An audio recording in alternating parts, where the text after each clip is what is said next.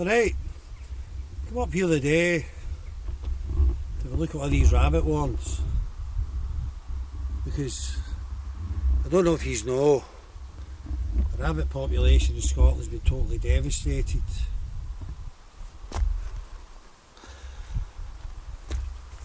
But this particular warren here's alive and well.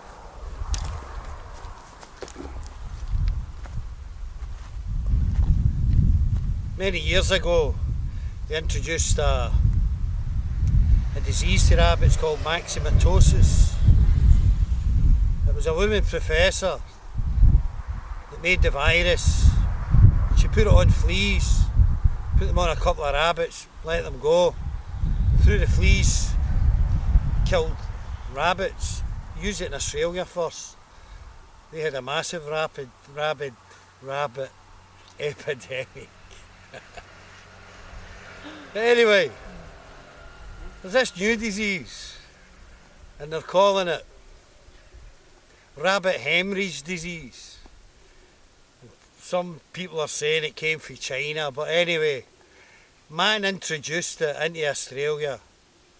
Obliteration. So the official commentary on it is that it does away with 40% of the rabbit population. So they've introduced it to various places. Now it's in Scotland, it's in the UK. I mean, when was the last time you seen a rabbit? It kills all rabbits, pet rabbits, everything. They're doing a big vaccine nonsense, get your pet rabbit vaccinated against it. It's another story. Anyway, I was reading an article there in the Scotsman newspaper and they were saying 80% of the rabbits have been wiped out. I think it's much higher. Men make these diseases and introduce them. Back in 2001 there was a strike, well, protest it was.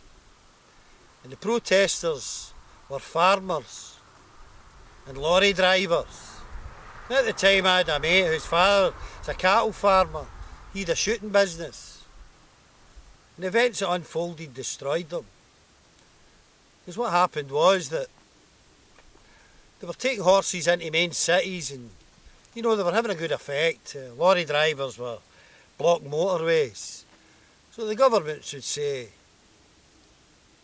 how do you stop this? So lo and behold,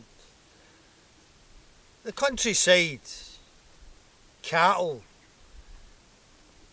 got foot and mouth disease. So nobody could go into the countryside anymore.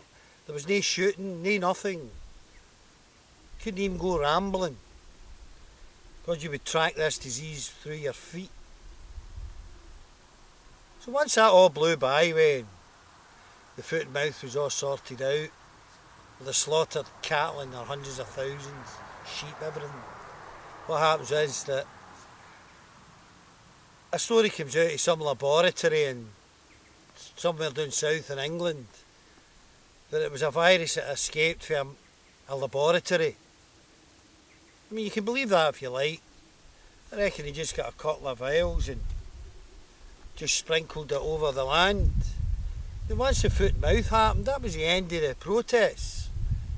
Never heard a dicky bird for them since. Now this thing with the rabbits, if you look at them getting taken out of the food chain, that's going to affect the birds, birds of prey, stoats, weasels, foxes. So just a big interruption in the ecosystem. I mean, I bought this a couple of months ago for my son as a pet. Oh, wait a minute, he's sleeping. There he is. That's Glenn. Got him for a gamekeeper in Glen Eagles, which is about 25 miles away from where I am at the moment. And the gamekeeper was telling me there that there's absolutely no rabbits. None. Not one that he's seen in a long time. So with maximatosis, you could employ people to come and introduce it. But what about this? Rabbit hemorrhage disease. That gamekeeper was no party or anything or had any knowledge of anybody introducing it. It looks like it's just sweeping through the land. You know. I mean, after the First World War, there was a massive flu epidemic in Europe that killed people in their millions.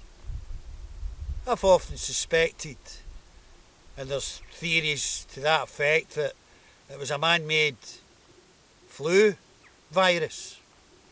Then during the Second World War, there was other epidemics that killed people. There's a thing called typhus. And just like the fleas on the rabbits spreading maximatosis, it was spread through head lice to humans. And that killed hundreds of thousands of people. So then I get to thinking, you know, they could make a man-made virus to kill men. People, men, women, children. And wipe people out.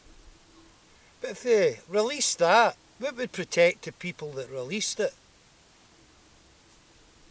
Now for me, I think vaccines are hocus pocus. So perhaps that's how they've not wiped us out with that yet. Maybe they can produce a virus, Ebola, and they can introduce it to an area and it doesn't travel well. And it's there for a wee while and it can eliminate people in a certain area. Instead of going right through every human being. I mean, the mind boggles. Poor rabbit.